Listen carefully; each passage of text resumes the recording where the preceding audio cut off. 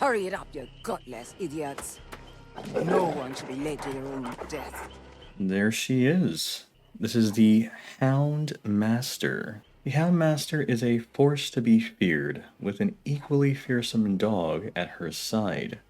Her personal perks, All Shaking Thunder, Scourge Hook, Jagged Compass, and No Quarter, help her increase her lunge attack distance, create Scourge Hooks, and overwhelm survivors with healing skill checks. Let's have a look at her perk, shall we? All Shaking Thunder. After you fall from a height, your lunge attack distance is increased by 75% for 16 seconds. Now, when I was testing this earlier, it was a pretty noticeable perk. It seemed very strong in my opinion, because there are a lot of places where you can fall from a height. There are lots of maps with elevations and second floors. This can 100% be the difference between landing a hit and missing it. So when they're looping you, they're not going to expect you to have that extra 75% to your lunge, and that can definitely screw them.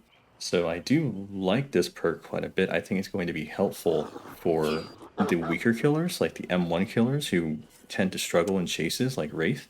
Second perk is No Quarter. When a survivor reaches 75% healing progress while self-healing, they are faced with continuous skill checks, kind of like Merciless Storm. If one of those skill checks is missed or the heal is interrupted, the survivor suffers from broken status for 30 seconds. I've never experienced it myself, not yet, because it only works while you're self-healing. That really reduces the usefulness, you know? There are some people who just hit great skill checks all the time, every day, so it's kind of up to the survivors whether this is any good or not. So if they can hit skill checks, then this does nothing. If they can't hit skill checks, then it could be pretty good. And then Scourge Hook, Jagged Compass. At the start of the trial, up to 4 random hooks are changed into Scourge Hooks. You see their auras in white. When a survivor is unhooked from a hook, it becomes a Scourge Hook. When you hook a survivor on a Scourge Hook, the aura of the generator with the most progress is revealed in yellow for 10 seconds. The power has 2 major components, and then there's like this other minor component to it. We have 2 commands. You can toggle between them by pressing F. You can see in the bottom left, the icon changes. So this is what the first command looks like, and you just order the dog to go forward. One cool thing about the dog is that it can go over pallets like this, and if the survivor is lingering behind the pallet, the dog will attack them. So she can ignore pallets in some scenarios, but sending the dog out is a little slow, so it's not like a Huntress type of threat. The Huntress is probably a lot better at getting hits, ignoring pallets like that. See, like, it completely missed because he's kind of slow. When you're doing the chase command, you can also do something called redirecting. So here, watch this. Okay, I'll send him out, and then you can redirect. You can be the dog for a little bit, and you can change the direction of his chase. So let's say you missed the initial pounce of the dog, you can command him to try again. It's kind of janky, like, I can't just immediately, because like there's just a transition period between the killer and the dog, so doing that second dash is kind of clunky.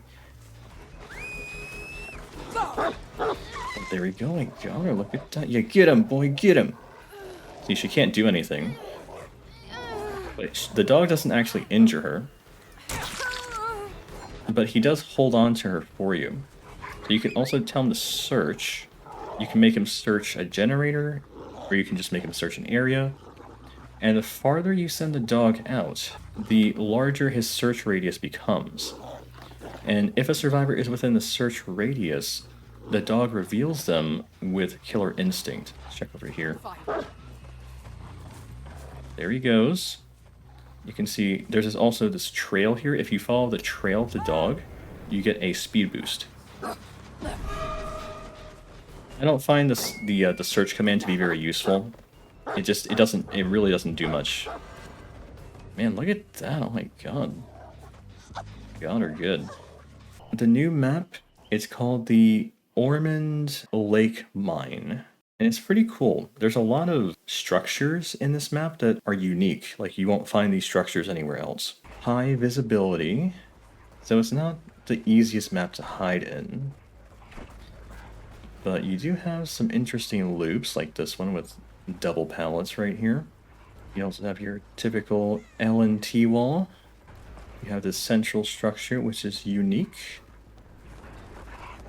You have this loop right here. You can try and mind game it from like this little gap right here, or this gap, and you can run it around this way. You have this upstairs here. This is like a permanent generator. This is always here. I'm gonna drop that.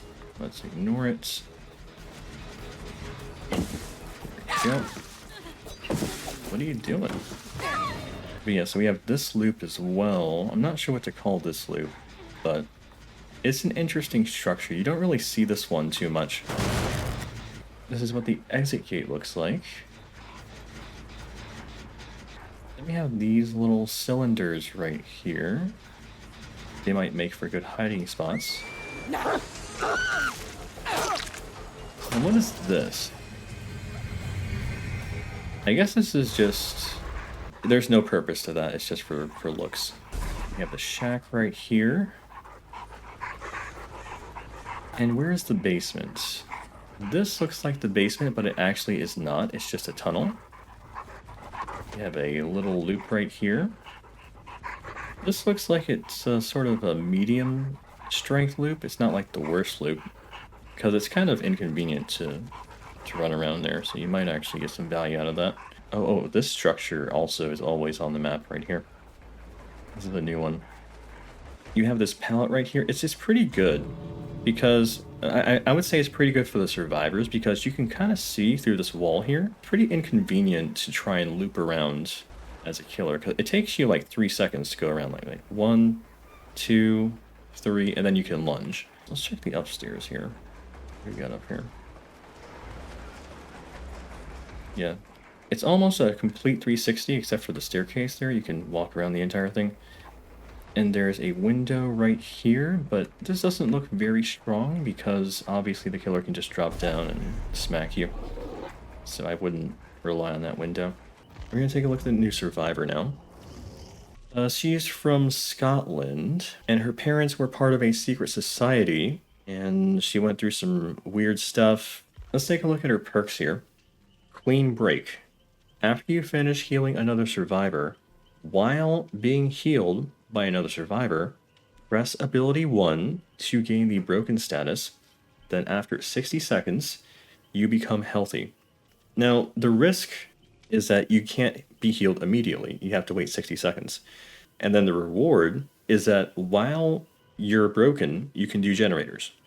If another survivor is healing you, you have 2 who are not doing gens. So it's a total, because a heal takes 16 seconds, right? 16 seconds for the survivor being healed, and 16 seconds for the survivor healing.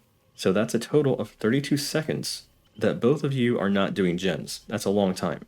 With this perk, you can both do a gen while you're passively healing. Now, obviously, there is a risk. If it's a stealth killer, you might have some problems. But used appropriately, it's a really good one for saving time. Shoulder the burden. Once per trial, as long as you are not on death hook, press ability 2 in front of a hooked survivor to unhook them. When they are unhooked, they lose 1 hook state, and you gain 1 hook state. You also scream and become exposed for 20 seconds. I feel like it's more of a band-aid for DBD's innate issue with camping and tunneling, because the developers can't really change the core mechanics of the game. They can't, like, turn the hooks into something else where the killer can't just sit around and camp them. Like, even with the anti-camping mechanic they added recently, it's still not enough. People are still camping and tunneling. You spread out the hooks so nobody dies as fast. And that's very strong, because survivors are at their strongest when there are 4 survivors in the game.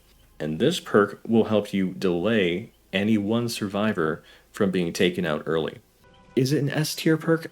The reason why I wouldn't call it S tier is that the killer, if they are not tunneling, then this isn't really going to help you, because the killer is evenly distributing their hooks already. And then the third perk, Invocation Treacherous Crows. When any survivor is within the terror radius of the killer, and the killer scares a crow, that killer's aura is revealed to all survivors for 2 seconds. So basically, you have one survivor who sacrifices a health state for the entire game, they become broken.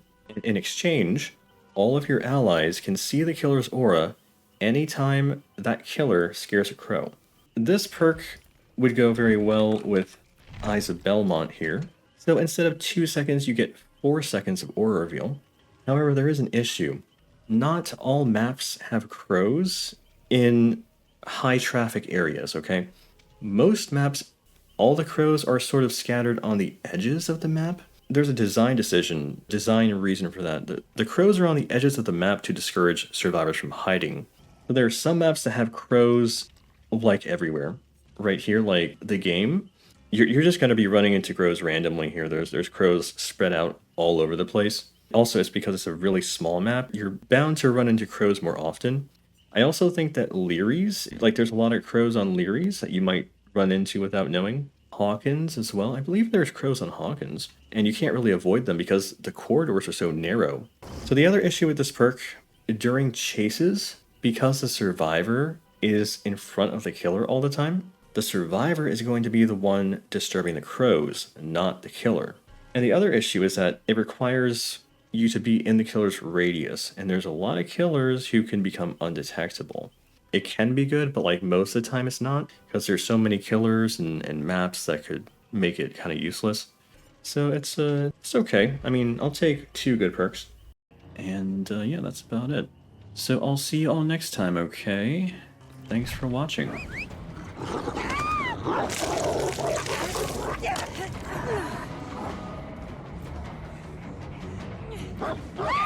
Yeah.